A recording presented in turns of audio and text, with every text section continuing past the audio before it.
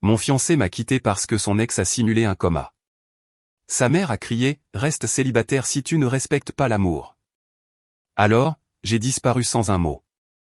Récemment, ils m'ont retrouvé, stupéfait, devant une grande cathédrale à Venise, où je remontais l'allée pour épouser le frère cadet millionnaire de son ex, celui qui m'adorait. Reste célibataire si tu ne respectes pas l'amour. La voix de Nathalie résonnait dans le restaurant vide. Ces mots me transperçaient comme le couteau de chef que j'avais manié pendant des années, mais ils ne m'étaient pas destinés. Il visait son fils, mon ex-fiancé, qui se tenait la tête baissée, incapable de croiser le regard de quiconque après ce qu'il avait fait. Mes mains tremblaient alors que je m'agrippais au bord de la table de préparation en acier inoxydable. La même table où Caleb m'avait embrassé pour la première fois il y a 2 ans. La cuisine de Harvest & Art, autrefois mon sanctuaire, me semblait maintenant un tombeau pour mes rêves enterrés. 3 heures plus tôt, j'étais la chef exécutive Aria Mitchell, artiste culinaire respectée et future épouse du fils du propriétaire. Maintenant, j'étais juste Aria, abandonnée, humiliée et brûlant d'une rage silencieuse qui menaçait de me consumer. Je n'ai jamais voulu te faire de mal, Aria, murmura Caleb, sa voix à peine audible par-dessus le bourdonnement des réfrigérateurs. Pénélope a besoin de moi. Son état. Son état est un mensonge, dis-je platement, me surprenant moi-même de la fermeté de ma voix malgré l'ouragan qui faisait rage en moi. Mais tes sentiments pour elle ne le sont pas, n'est-ce pas? Ils ne l'ont jamais été. Si cette histoire de cœur brisé et de vengeance inattendue résonne en vous, cliquez sur s'abonner pour rejoindre notre communauté. C'est gratuit et vous ne manquerez plus jamais le parcours de quelqu'un qui se relève d'une trahison pour trouver sa propre justice. Maintenant, voyons comment le monde d'Aria s'est effondré. La vérité s'était cachée sous mes yeux. Comme un ingrédient amer dans un plat par ailleurs parfait. Tout s'est texto tard dans la nuit qu'il essayait de cacher. La façon dont il devenait distant chaque fois que son nom était mentionné dans la conversation. J'avais ignoré les signes, trop occupé à perfectionner ma sauce béarnaise et à planifier notre avenir. Quand j'ai commencé à Harvest & Art il y a 5 ans, je n'étais personne, juste une autre cuisinière avec de grands rêves et des prêts étudiants. Joel Harrington m'a donné ma chance quand aucun autre restaurant haut de gamme ne voulait le faire. J'ai gravi les échelons, l'impressionnant par mon éthique de travail et mon approche innovante de la cuisine américaine classique. Mon canard laqué à l'érable avec réduction de cerises est devenu le plat signature du restaurant, mentionné dans les magazines culinaires et attirant des clients de 3 États à la ronde. Tes mains disent la vérité à travers la nourriture, m'a dit Joël une fois, ses yeux plissés de fierté. C'est rare, Aria. La plupart des chefs cuisinent avec leur ego. Toi, tu cuisines avec ton âme. Quand Caleb a commencé à traîner davantage dans la cuisine, j'ai supposé qu'il était là sur les ordres de son père, pour apprendre le métier dont il hériterait un jour. Je n'avais pas réalisé qu'il m'observait, fasciné par mon dévouement. Notre romance a fleuri lentement. Un café après la fermeture, des promenades au bord de la rivière, des discussions sur des idées de menu, et finalement un baiser qui avait le goût du sorbet à la framboise que j'expérimentais. Tu es différente, m'avait-il dit. Après Pénélope, je ne pensais pas que je ressentirais à nouveau cela. Pénélope Kingston, le nom qui allait finalement tout détruire. Son amour de fac, la fille de la haute société dont la famille passait ses vacances avec des sénateurs. Elle lui avait brisé le cœur 3 ans avant que je ne le rencontre, le quittant pour un financier à Chicago. Je ne me suis jamais inquiété pour elle. C'était de l'histoire ancienne, ou du moins c'est ce que je pensais. Joël avait accueilli notre relation avec un enthousiasme inattendu. Vous avez quelque chose de spécial, Aria, avait-il dit un soir après le service, posant une main paternelle sur mon épaule. Tu me rappelles moi-même à ton âge. Affamée de perfection, jamais satisfaite du passable. Caleb a besoin de quelqu'un comme toi. Quand Caleb m'a demandé en mariage dans le jardin d'herbes aromatiques derrière le restaurant, Joël fut le premier à célébrer, ouvrant une bouteille de Dom Pérignon qu'il gardait pour une occasion spéciale. À ma future fille, a-t-il porté un toast, les yeux embués. La fille que je n'ai jamais eue mais que j'ai toujours voulu. La planification du mariage a consumé mon temps libre. Joël a insisté pour organiser la réception au restaurant, le fermant pour un week-end entier, chose qu'il n'avait jamais faite auparavant. Rien que le meilleur pour mes enfants, rayonna-il. J'avais conçu un menu dégustation de 9 plats qui racontait notre histoire d'amour à travers la nourriture. Les invitations venaient d'être envoyées la semaine dernière. Puis Pénélope est revenue en ville. Je rattrape juste le temps perdu avec une vieille amie, m'avait assuré Caleb quand j'ai découvert qu'il s'était vu pour un café. Je l'ai cru, car c'est ce que la confiance est censée être. Un café s'est transformé en texto, qui se sont transformés en déjeuner. J'étais trop occupé à finaliser les détails du mariage et à diriger la cuisine pour remarquer comment ses yeux s'illuminaient quand son téléphone vibrait. Il y a 3 jours, Caleb a quitté le restaurant en plein service. Urgence, avait-il marmonné, sans me regarder dans les yeux. Pénélope est à l'hôpital. Elle s'est effondrée soudainement. Ils ne savent pas si elle va se réveiller. Je lui ai laissé de l'espace, j'ai assumé ses responsabilités au restaurant et j'ai attendu des nouvelles. Quand il n'est pas rentré cette nuit-là, je me suis dit qu'il était un bon ami. Quand il n'est pas rentré la 2e nuit, l'inquiétude s'est glissée comme de la fumée sous une porte. Ce matin, j'ai entendu Nathalie au téléphone dans le bureau de Joël. Comment ça, le médecin de Pénélope n'a autorisé aucun visiteur? Caleb est avec elle depuis 2 jours. Les casseroles et poêles que j'organisais se sont écrasés sur le sol. C'est là que j'ai su. Maintenant, debout dans la cuisine où j'avais bâti ma carrière et ma relation, je regardais tout s'effondrer. Je l'aime toujours, Aria, admit Caleb, levant enfin les yeux. Ses yeux étaient cerclés de rouge mais déterminés. J'ai essayé de passer à autre chose avec toi, et tu es incroyable. Vraiment. Mais quand j'ai appris qu'elle s'était effondrée, qu'elle pouvait mourir, j'ai réalisé que je n'avais jamais cessé de l'aimer. Joël a fait irruption par les portes battantes, son comportement normalement calme brisé. Elle n'est pas dans le coma, imbécile. Je viens de raccrocher avec le docteur Ramirez. Pénélope Kingston n'a été admise dans aucun hôpital de la région des 3 États. Le regard sur le visage de Caleb m'a tout dit.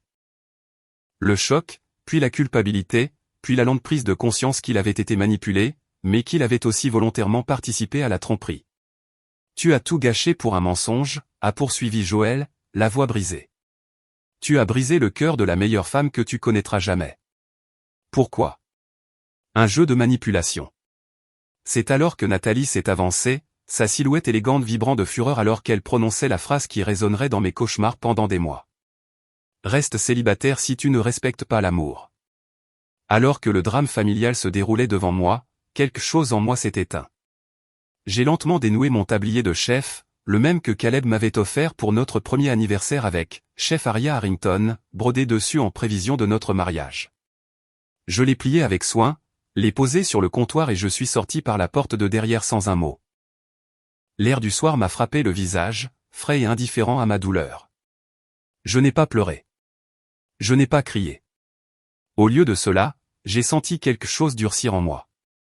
Une résolution se cristallisant à partir des ruines en fusion de mes rêves brisés. Il ne me verrait pas craquer.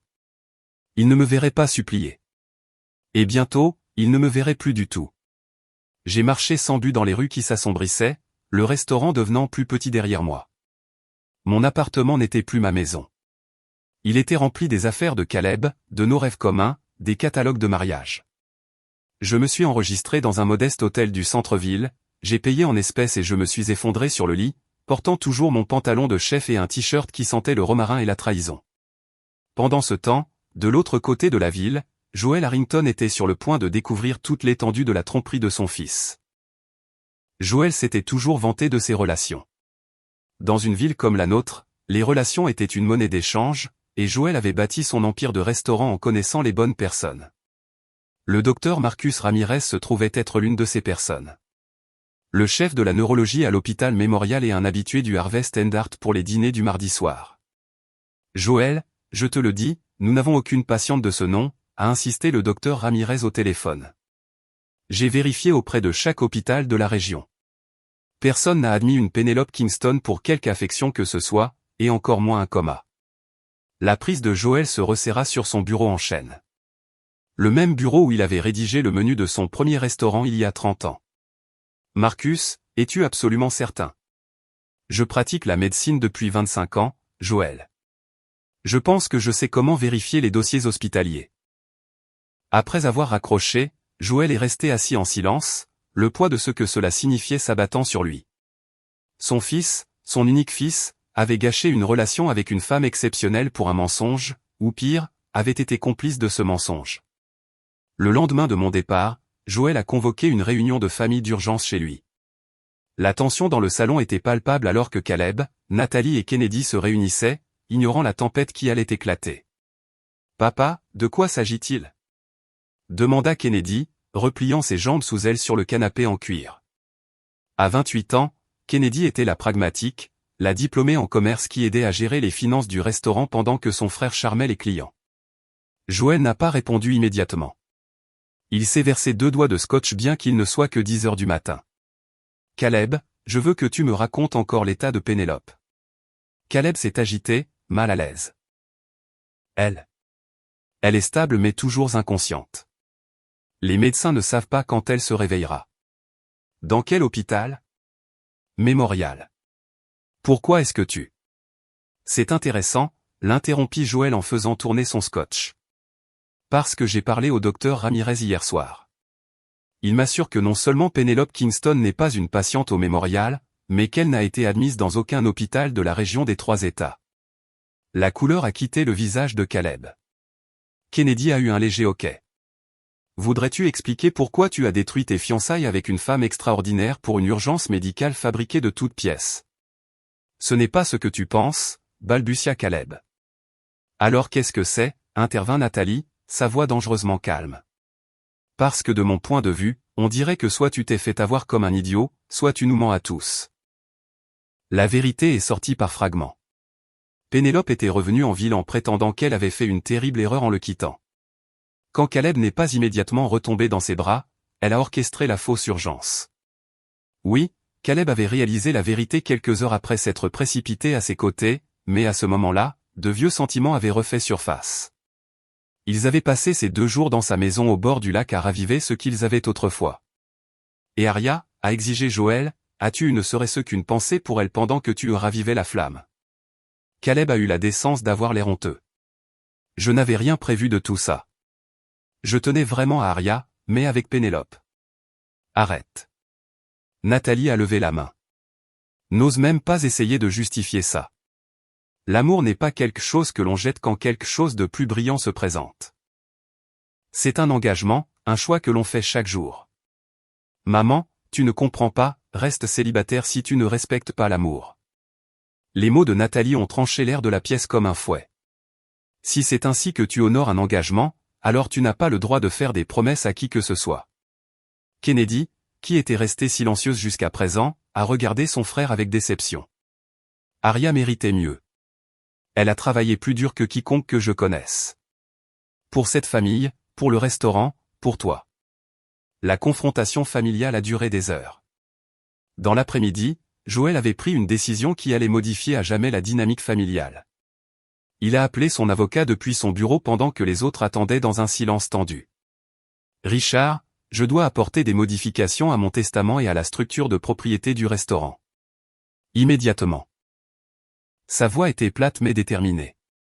Les documents modifiés sont arrivés par coursier le lendemain matin. La famille s'est réunie une fois de plus alors que Joël exposait les changements. Kennedy hériterait désormais de 75% du Harrington Restaurant Group, Caleb ne recevant qu'une part de 25%. Un renversement complet de l'arrangement précédent. « Papa, tu ne peux pas être sérieux », a protesté Caleb. « Les restaurants devaient être à moi. Nous en avons parlé toute ma vie. Et j'ai toujours supposé que tu serais l'homme que j'ai élevé », a répondu froidement Joël. Kennedy a montré le jugement et l'intégrité que cette entreprise exige. Toi, non. Kennedy semblait partager entre la justification et la sympathie pour son frère. Peut-être que c'est temporaire, papa. Jusqu'à ce que Caleb. Ce n'est pas temporaire, l'a coupé Joël. Richard a déposé les papiers. C'est fait. Dans toute la ville, les gens chuchotaient sur l'absence soudaine d'Aria. Joël a trouvé sa lettre de démission le matin après la confrontation. Une seule page le remerciant pour les opportunités, s'excusant pour le désagrément et demandant que son dernier chèque soit envoyé à l'adresse de sa mère dans un autre état. Quand Joël s'est rendu à son appartement, le propriétaire lui a dit qu'elle avait résilié son bail et déménagé pendant la nuit. Son numéro de téléphone était déconnecté. Ses comptes de médias sociaux désactivés. Elle est partie, a dit Joël à la famille, la défaite évidente dans sa voix. Vraiment partie. Une semaine plus tard, lorsque Caleb a finalement eu le courage de se rendre chez la mère d'Aria dans le Michigan, il a appris qu'elle n'était jamais arrivée. Elle avait disparu aussi complètement que la fumée d'une bougie éteinte, ne laissant que le parfum persistant de ce qui aurait pu être.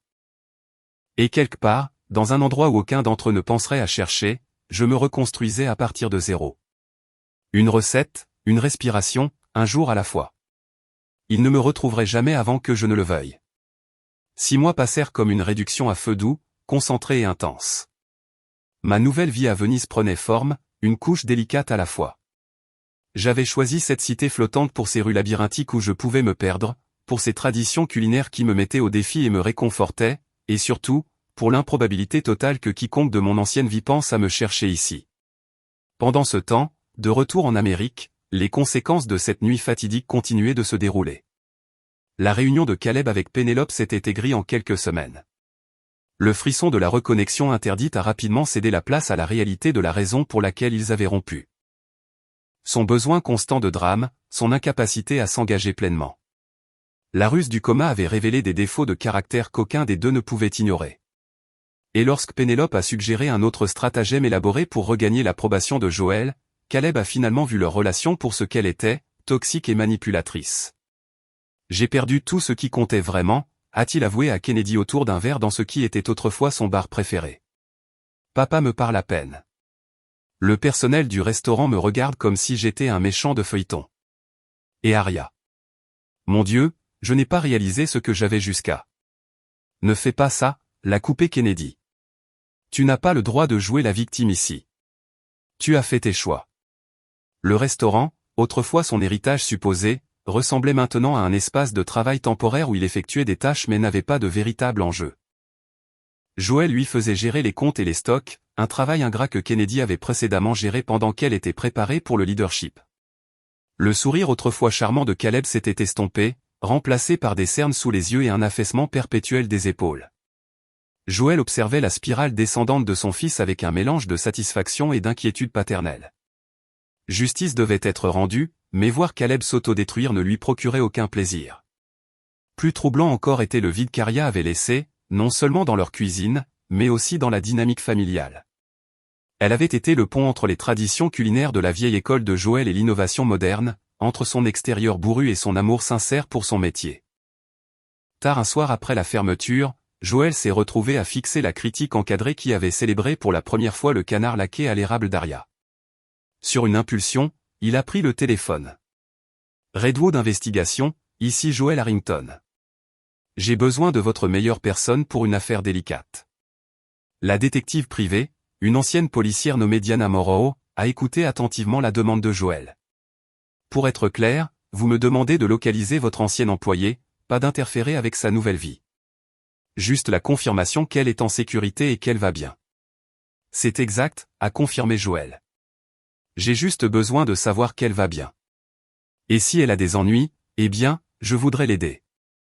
Elle est comme de la famille. Alors que Diana commençait ses recherches, je m'installais dans ma routine à la Cucina Americana, un petit mais ambitieux restaurant dans le quartier de Cannaregio à Venise, loin des foules de touristes. Le propriétaire, un Italo-américain nommé Marco Bellucci, m'avait donné ma chance après avoir goûté mon plat de présentation, un risotto qui honorait la tradition italienne tout en incorporant des saveurs distinctement américaines d'érable et de bourbon. Ce n'est pas italien, et pourtant, avait dit Marco, fermant les yeux en savourant la bouchée. Il parle la même langue que la cuisine de ma grand-mère. Authentique mais surprenant. J'avais commencé comme cuisinière malgré mon expérience de chef exécutive. Il me semblait juste de regagner ma place, de construire quelque chose de nouveau à partir de rien. Mon appartement d'une chambre donnant sur un canal tranquille est devenu mon sanctuaire. Je regardais la lumière du matin danser sur l'eau, sirotais un expresso dans une petite tasse, et ressentais, pour des moments fugaces, quelque chose comme la paix. 4 mois après mon arrivée à Venise, Marco est entré dans la cuisine avec une nouvelle. Il y a un concours culinaire le mois prochain. Des chefs régionaux présentent des concepts de fusion. J'ai inscrit notre restaurant. C'est merveilleux, dis-je en continuant à trancher du fenouil avec une précision exercée. Tu nous représenteras, Aria. Ton risotto au bourbon et à l'érable, ton canard au gastrique de cerise. C'est exactement ce qu'il recherche. J'ai hésité, le couteau s'arrêtant en plein milieu. La reconnaissance publique signifiait la visibilité. La visibilité signifiait le risque. Je ne suis pas sûr d'être prête pour ce genre de projecteur. La main burinée de Marco a couvert la mienne. Le monde mérite ton talent, Cara, et tu mérites d'être vue. Le concours s'est tenu dans un palais restauré surplombant le Grand Canal. Des chefs de toute l'Italie du Nord ont présenté leurs interprétations de la cuisine fusion à un jury de juges et d'invités. J'ai travaillé dans un silence concentré, les rythmes familiers de la cuisine me centrant alors que je préparais mon plat signature. Votre technique est impressionnante, a dit une voix à côté de moi alors que je dressais ma présentation finale. Américaine ? J'ai levé les yeux pour me retrouver face à des yeux noisettes chaleureux. Il était grand, avec des cheveux noirs balayés nonchalamment sur le côté et un sourire qui semblait sincèrement curieux plutôt que compétitif. Ma technique ou moi, ai-je demandé, surprise de ma propre volonté d'engager la conversation. Les deux, je pense, a-t-il répondu. Je suis Ryan Kingston, juge invité et passionné de cuisine en général. Le nom de famille n'a enregistré aucune connexion dans mon esprit. Kingston était assez courant, et j'avais enfermé les souvenirs de ma vie antérieure si profondément que le nom de famille de Pénélope était enfoui au fond de ce coffre-fort. Aria Mitchell, ai-je répondu, en utilisant le nom de jeune fille de ma mère. Et oui, des techniques américaines avec une âme italienne. Ryan a goûté mon plat officiellement pendant la phase de jugement. Son expression était pensive alors qu'il savourait chaque élément. Plus tard, alors que j'acceptais la médaille de la 2e place, une victoire pour une étrangère en Italie, il m'a de nouveau cherché. Votre nourriture raconte une histoire, a-t-il dit, une admiration sincère dans sa voix. Ça vous dérange de partager ce qui a inspiré les notes de Bourbon dans le risotto? Quelque chose dans son regard direct et sa manière simple m'a désarmé. Nous avons parlé pendant des heures dans un café par la suite, de philosophie culinaire, de souvenirs gastronomiques et du lien intime entre l'émotion et la saveur. Pas une seule fois il n'a mentionné sa richesse ou son statut, bien que j'apprendrai plus tard qu'il possédait l'une des entreprises d'importation alimentaire les plus prospères d'Italie. Notre premier rendez-vous n'était pas prévu comme tel. Il m'a invité à un marché de petits producteurs pour goûter des huiles d'olive rares, et la journée s'est en quelque sorte prolongée jusqu'au soir. Notre deuxième rendez-vous était à ma suggestion, lui apprenant à faire de vrais biscuits et de la sauce dans ma petite cuisine d'appartement. Nous rions tous les deux alors que la farine recouvrait chaque surface. Pour la première fois depuis mon départ d'Amérique, j'ai senti les liens serrés autour de mon cœur se desserrer. Ryan appréciait l'authenticité dans la nourriture et dans la vie. Sa passion correspondait à la mienne, et son respect pour mes limites n'a jamais faibli. Quand j'esquivais les questions sur mon passé, il se concentrait plutôt sur mon présent et mon avenir. Quoi que ce soit qui t'ait amené à Venise, a-t-il dit un soir alors que nous marchions le long d'un canal éclairé par la lune, j'en suis égoïstement reconnaissant. Je n'aurais pas pu savoir alors comment nos passés séparés étaient reliés par des fils invisibles, ou comment ces fils finiraient par se tendre, rapprochant des vies que l'on pensait à jamais séparées par la trahison et les eaux de l'océan. 8 mois après le début de ma relation avec Ryan, j'avais presque oublié ce que c'était que de regarder par-dessus mon épaule. La femme qui me regardait depuis les innombrables surfaces réfléchissantes de Venise était quelqu'un de nouveau.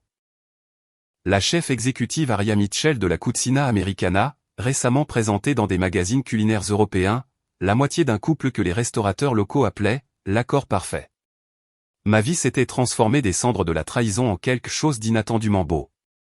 Pendant ce temps, de l'autre côté de l'Atlantique, Diana Moreau était assise en face de Joël dans son bureau, faisant glisser un dossier manie sur son bureau en acajou. « Je l'ai trouvé », a-t-elle dit simplement. Ça a pris plus de temps que prévu. Elle a été prudente pour brouiller ses pistes. Joël a hésité avant d'ouvrir le dossier, comme s'il avait peur de ce qu'il pourrait y trouver. Est-ce qu'elle va bien? L'expression de Diana s'est adoucie. Plus que bien. Elle s'épanouit.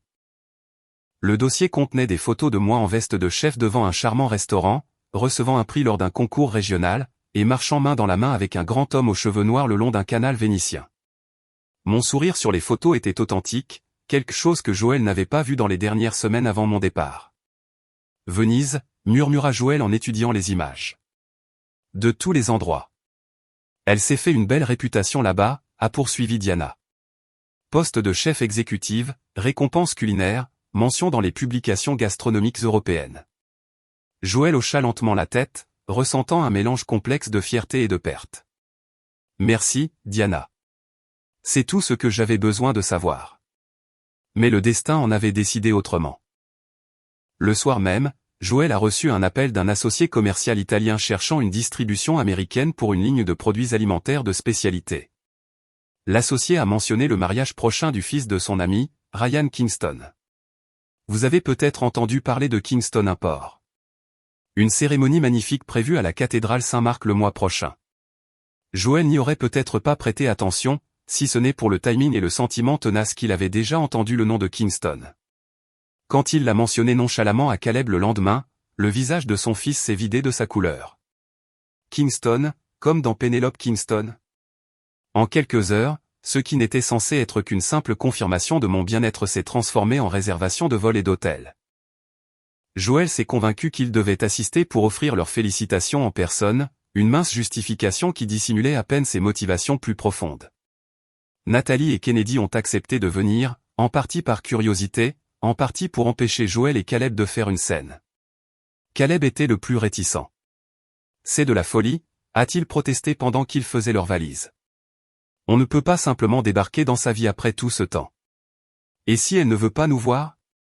Alors nous respecterons ça et nous partirons, a répondu fermement Joël. Mais j'ai besoin de savoir qu'elle est vraiment heureuse. J'ai besoin de tourner la page. Ce qu'aucun d'entre eux ne savait, c'est que 2 nuits avant leur départ, Ryan m'avait emmené à la Cucina Americana après les heures d'ouverture. Le restaurant était transformé, des bougies brillant sur chaque surface, des roses blanches et des brins de romarin ornant les tables. Qu'est-ce que c'est que tout ça? Ai-je demandé en admirant la scène romantique. Ryan m'a guidé au centre de la pièce où nous nous étions rencontrés pour la première fois lors de ce concours culinaire. Il a pris mes 2 mains dans les siennes. C'est ici que j'ai goûté ton risotto pour la première fois et que j'ai su que j'étais en difficulté, a-t-il dit avec un sourire tendre. Parce que j'ai réalisé que la nourriture pouvait me faire ressentir des choses que je n'avais jamais ressenties auparavant. Et puis j'ai appris à connaître la chef derrière la nourriture. Il s'est agenouillé, sortant une boîte à bagues vintage. À l'intérieur ne se trouvait pas le diamant ostentatoire que j'aurais pu attendre d'un homme de sa richesse, mais une délicate émeraude entourée de minuscules perles, élégante, unique et parfaitement à mon goût. Aria Mitchell, tu n'as pas seulement transformé les profils de saveur, mais toute ma vie. Veux-tu m'épouser? Les larmes ont brouillé ma vision alors que je murmurais, oui. Les préparatifs du mariage ont avancé rapidement. La famille de Ryan avait des relations dans tout Venise, ouvrant des portes à des lieux qui seraient normalement réservés des années à l'avance. Quand il a suggéré la cathédrale historique de Saint-Marc, j'ai hésité, me souvenant de mes plans de mariage abandonnés chez moi. Mais la grandeur et l'histoire de la cathédrale me semblaient justes, comme si se marier dans un lieu si intemporel pouvait bénir notre union de permanence. Je n'ai jamais posé de questions sur la famille de Ryan au-delà de ses parents, et il ne m'a jamais pressé au sujet de la mienne. Nous portions tous les 2 nos histoires privées, satisfaits de construire notre avenir sans nous attarder sur le passé. Quand il a mentionné avoir une sœur qui était compliquée, j'ai hoché la tête en comprenant sans demander de détails. Quand j'ai expliqué que mes parents étaient décédés des années auparavant et que je n'avais pas de famille à inviter, il m'a simplement serré plus fort. Le matin de notre mariage s'est levé avec cette lumière vénitienne particulière que les peintres ont tenté de capturer pendant des siècles, dorée, chatoyante, presque d'un autre monde. Alors que je me préparais dans une pièce privée de la cathédrale, ajustant les dernières touches de ma robe moderne et épurée, j'ai ressenti un étrange sentiment d'accomplissement. La femme qui avait fui dans la nuit, brisée et sans nom, marchait maintenant avec confiance vers un avenir de son choix. À l'extérieur de la cathédrale, les touristes se mêlaient aux invités qui arrivaient, beaucoup ignorant qu'un mariage allait avoir lieu. Parmi eux se trouvaient 4 Américains, fatigués par le décalage horaire mais déterminés, consultant une carte de Venise. C'est ici, a confirmé Joël en levant les yeux vers la magnifique façade. La cathédrale Saint-Marc. Nous devrions attendre après la cérémonie, a suggéré Kennedy avec bon sens. L'aborder à la réception, quelque part en privé. Mais Caleb n'écoutait pas. Son attention avait été attirée par un visage familier dans la foule. Une femme aux cheveux parfaitement méchés et aux lunettes de soleil de créateur, l'air impatient alors qu'elle vérifiait sa montre à plusieurs reprises. Pénélope, a-t-il appelé avant de pouvoir se retenir. Elle s'est retournée vivement, sa surprise rapidement masquée par un sourire étudié. Caleb, mais qu'est-ce que tu fais à Venise? On pourrait te poser la même question, a répondu froidement Nathalie.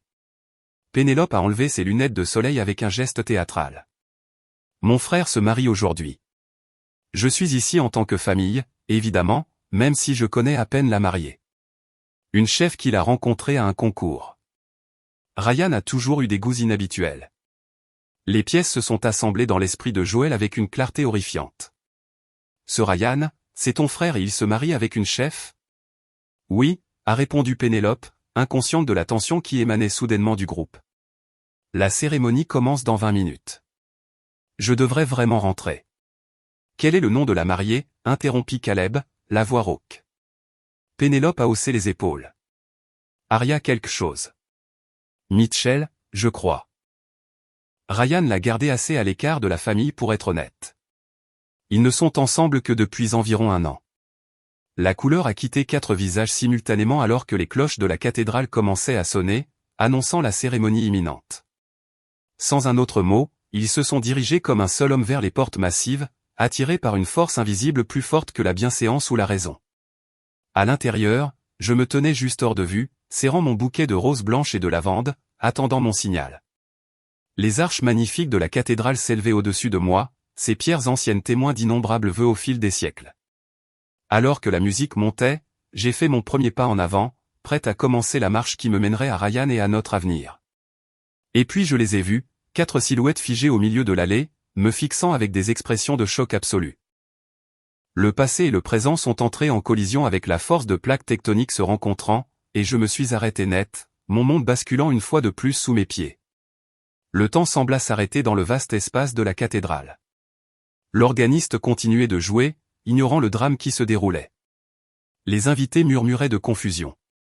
Ryan se tourna depuis l'autel, l'inquiétude gravée sur son visage en me voyant figé à mi-chemin de l'allée. J'avais imaginé ce moment dans des cauchemars, affronter à nouveau Caleb, mais jamais comme ça, jamais ici. Mes doigts se resserrèrent sur mon bouquet jusqu'à ce que mes jointures blanchissent. Puis, avec une profonde inspiration, je fis ce que je m'étais entraîné à faire dans les cuisines les plus chaotiques, je me suis concentré, croisant le regard interrogateur de Ryan. Je lui fis un léger signe de tête et continuai ma marche, le menton haut, avançant avec une grâce délibérée devant les 4 silhouettes stupéfaites sans reconnaître leur présence. C'était mon jour, mon choix, mon avenir. Je ne laisserai pas le passé me faire dérailler à nouveau. La cérémonie se déroula dans un flou onirique. Je prononçai clairement mes vœux, les mots résonnant dans l'ancienne cathédrale. Quand Ryan m'embrassa en tant que sa femme, les applaudissements de nos invités noyèrent momentanément les battements de mon cœur. Ce n'est qu'en nous tournant pour faire face à l'assemblée que je me permis de scruter à nouveau la foule. Ils s'étaient déplacés vers le fond, observant en silence, choqués. Alors que nous sortions par la porte latérale pour le traditionnel moment privé avant de rejoindre la réception, Ryan me serra la main. « Qui sont ces gens qui t'ont contrarié ?» Les Américains au milieu de l'allée. Avant que je puisse répondre, la porte de la chambre latérale de la cathédrale s'ouvrit et Joël entra, suivi de Nathalie, Kennedy et d'un Caleb visiblement mal à l'aise. « Je m'excuse pour l'intrusion », commença formellement Joël, ses yeux ne quittant jamais mon visage. « Mais nous devons parler à Arya. » Ryan se plaça protecteur à mes côtés. « Je ne sais pas qui vous êtes, mais ce n'est guère le moment ni l'endroit. »« C'est bon, dis-je doucement, posant ma main sur le bras de Ryan. Le tremblement que j'avais ressenti plus tôt avait disparu. À sa place se trouvait un calme étrange, comme l'œil d'un cyclone. Ryan, ce sont des gens de mon passé. Joel Harrington, mon ancien employeur, sa femme Nathalie, sa fille Kennedy, et... Je fis une pause, croisant le regard de Caleb directement pour la première fois. Point son fils Caleb, qui était autrefois mon fiancé. L'expression de Ryan passa de la confusion à la compréhension, puis à la lassitude. Ton fiancé? Celui qui... Oui, l'interrompis-je doucement. Et maintenant, apparemment, ton beau-frère. La porte s'ouvrit à nouveau en trombe alors que Pénélope se précipitait à l'intérieur, le visage rouge de colère. Ryan, que se passe-t-il? Pourquoi l'as-tu épousée? Savais-tu qui elle est? Ryan fixa sa sœur. De quoi parles-tu? Elle était la fiancée de Caleb, la chef du restaurant de son père qui l'a quitté pour moi. Pénélope me pointa du doigt, accusatrice. As-tu fait ça exprès? Est-ce une sorte de vengeance? La petite chambre se remplit d'un silence tendu alors que tout le monde assimilait l'enchevêtrement des liens. Je m'avançai, ma robe de mariée bruissant doucement contre l'ancienne pierre du sol. Je n'avais aucune idée que Ryan était ton frère, Pénélope, dis-je d'un ton neutre, Tout comme je suis certaine qu'il n'avait aucune idée de mon histoire avec Caleb. La prise de Ryan sur ma main se resserra. Je ne le savais pas, mais ça n'aurait rien changé si j'avais su. Caleb s'avança, son visage un masque d'émotions contradictoires. Arya, je ne sais pas quoi dire. Quand nous avons découvert où tu étais, que tu te mariais, nous n'avons jamais imaginé. Point que j'épouserais le frère de la femme pour qui tu m'as quitté, ai-je terminé pour lui, ma voix stable malgré le tourbillon d'émotions en moi. La vie a une étrange façon de boucler la boucle. Joël s'éclaircit la gorge. Nous ne sommes pas venus pour causer des problèmes, Arya. Quand Diana, notre enquêtrice, t'a trouvé, je voulais juste savoir que tu allais bien. Tu as disparu si complètement. J'en avais besoin, ai-je répondu simplement. J'avais besoin de reconstruire ma vie sans aucun rappel de ce qui s'était passé. Kennedy s'approcha prudemment. Tu as fait des merveilles. Nous avons lu des articles sur ton succès ici. Un nœud se forma dans ma gorge à ces paroles aimables. De tous les Harrington, Kennedy avait toujours été la plus directe, la moins compliquée dans ses affections. Merci, ai-je réussi à dire. Nathalie s'avança ensuite, élégante comme toujours, étudiant mon visage. Tu as l'air heureuse, Arya. Vraiment heureuse. Je le suis, ai-je confirmé, croisant son regard. Ryan me voit pour qui je suis. Il valorise ce que je valorise. Le sens de mes paroles n'échappa à personne. Caleb tressaillit visiblement. Pénélope ricana, mais Ryan me serra plus près, déposant un baiser protecteur sur ma tempe.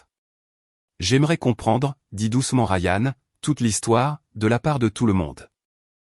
Et ainsi, dans cette petite chambre d'une grande cathédrale de Venise, le jour de mon mariage, le passé enchevêtré se démêla. Caleb expliqua sa faiblesse, son erreur d'avoir cru qu'il aimait encore Pénélope. Pénélope admit à contre-cœur avoir orchestré la fausse urgence médicale qui avait été le catalyseur de notre rupture de fiançailles. Joël parla de sa déception, du testament modifié, de la recherche pour me retrouver. Et j'ai partagé mon parcours, la nuit où j'ai fui, la reconstruction de ma carrière et la rencontre fortuite avec Ryan qui nous avait menés ici. Lorsque toute l'histoire a émergé, Ryan s'est tourné vers Pénélope avec une nouvelle compréhension. Tu as manipulé Caleb, détruit ses fiançailles, et maintenant tu es en colère qu'il se soit marié avec quelqu'un qui le rend heureux. Ça s'arrête maintenant, Pénélope. Plus de jeu. Pénélope ouvrit la bouche pour protester, mais quelque chose dans l'expression de Ryan la fit reconsidérer. Elle quitta la chambre sans un autre mot, le claquement de ses talons résonnant contre la pierre. Joël s'approcha de moi avec hésitation. Arya, je ne peux pas défaire ce que mon fils a fait, mais je veux que tu saches à quel point je suis fier de ce que tu as accompli. Ton talent a toujours mérité d'être reconnu. Merci, Joël, dis-je sincèrement. Ta confiance en moi m'a donné les bases pour tout recommencer. Lorsque nous sommes finalement sortis pour rejoindre notre réception, l'étrange intersection du passé et du présent avait changé quelque chose de fondamental. Le poids que j'avais porté si longtemps s'était levé. Ryan et moi avons célébré avec nos invités, y compris les Harrington, qui ont gardé une distance respectueuse, mais dont la présence a en quelque sorte complété un cercle qui avait besoin d'être refermé. 6 mois plus tard, je les ai tous invités, Joël, Nathalie, Kennedy, Caleb, même Pénélope, à un dîner privé à la Cucina Americana. Ryan se tenait à mes côtés alors que je servais chaque plat racontant une partie de mon parcours. Le canard laqué à l'érable qui avait d'abord gagné le respect de Joël. Le risotto qui m'avait fait découvrir Ryan. Et pour le dessert, une nouvelle création, une tarte au chocolat amer avec une compote de cerises douces et un délicat sucre filé. L'amer et le doux, ai-je expliqué en présentant le dernier plat. 2 parties nécessaires d'une expérience complète. Alors que nous dînions ensemble dans une pièce qui avait autrefois été le témoin de la demande en mariage de Ryan, la conversation coula plus facilement que n'importe lequel d'entre nous aurait pu s'y attendre. Caleb parla de son nouveau poste, gérant un petit restaurant de la ferme à la table, partant de zéro, gagnant le respect plutôt que de l'hériter. Pénélope mentionna ses séances de thérapie, une pointe de conscience de soi authentique dans sa voix. Kennedy partagea la nouvelle de sa grossesse, la continuation de l'héritage Harrington. Et à ce moment-là, en regardant ces vies autrefois fracturées trouver leur chemin séparé vers la guérison, j'ai réalisé que parfois la justice n'est pas une question de punition ou de vengeance. Parfois, il s'agit de croissance, de pardon et de la grâce de laisser son propre bonheur être son plus grand triomphe. Si le parcours d'Aria, du chagrin au triomphe, vous a ému, veuillez cliquer sur s'abonner pour soutenir notre chaîne. Chaque abonnement nous aide à partager plus d'histoires de personnes qui ont trouvé le bonheur comme leur vengeance ultime. Merci de faire partie de notre famille de conteurs.